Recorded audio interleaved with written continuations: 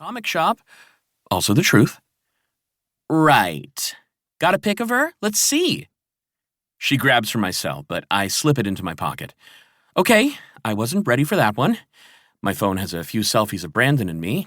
No way can I let her see them. She doesn't like taking pics. My eyes dip slightly. She's kind of shy. Charlotte smirks. Sure she is. Hey, chica, Rosie says. Back off with the interrogation. Yeah, I say. Don't you have a Gossipers Anonymous meeting to get to? Whatever. Charlotte's distracted by a gathering at the center of the quad, and she dashes toward the commotion. Air shoots from my mouth. Close one.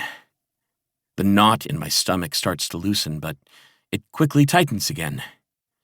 In the middle of the crowd, a giant student repeatedly pummels a smaller boy with spiky blonde hair. Freshman, from the looks of it. Fuck that little faggot up, somebody yells. I wince at the slur.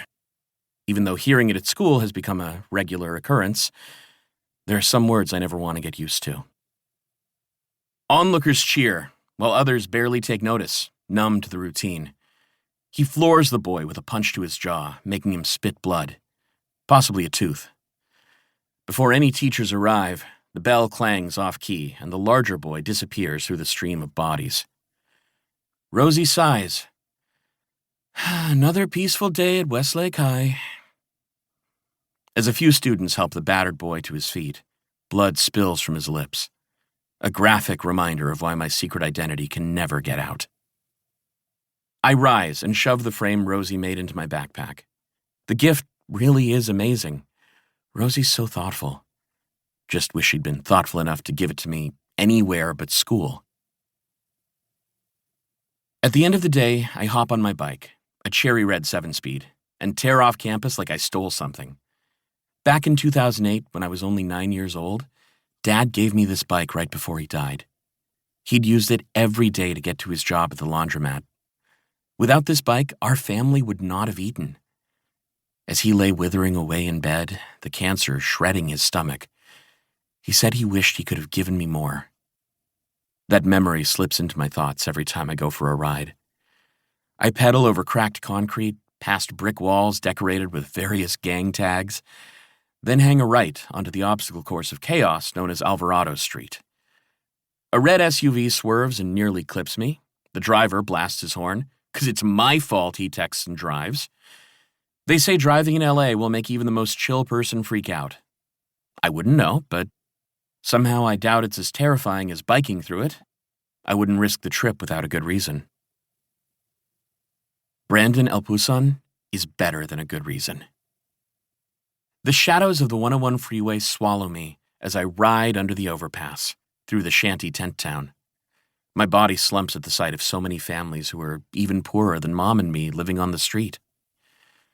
A few blocks later, I cut into the hilly residentials of Silver Lake, where the streets are cleaner, the homes larger, the graffiti non-existent. Silver Lake sits barely 3 miles from MacArthur Park, but it's a whole other world. A richer, whiter one. More than just the 101 divides the two neighborhoods. 5 minutes later, I coast up to the Villain's Lair, my favorite comic book shop in LA. 6 months ago to the day, I met Brandon here. He just started working as a cashier after school, and we hit it off right away. We talked for nearly an hour that first day and had a highly informative discussion regarding the age-old question, why don't the Hulk's pants rip when he transforms? We decided on gamma-irradiated stretchy pants. I chain up my bike and open the glass door. Posters of iconic heroes dominate the walls. Wonder Woman, Teen Titans, The Avengers, along with lesser-known characters like Dina Pilgrim and Savage Dragon. I breathe in the familiar scent of lemon air freshener and new comic books, and the stress of the school day fades away. Bran leans over the cashier counter, sporting a Dawn of the Dead tee, the sleeves tight against his lean arms. Like me, he's Filipino, but his brown complexion is a shade lighter, probably because he spends so much time indoors at the lair. The boy could use more sun, but other than that, he's perfect.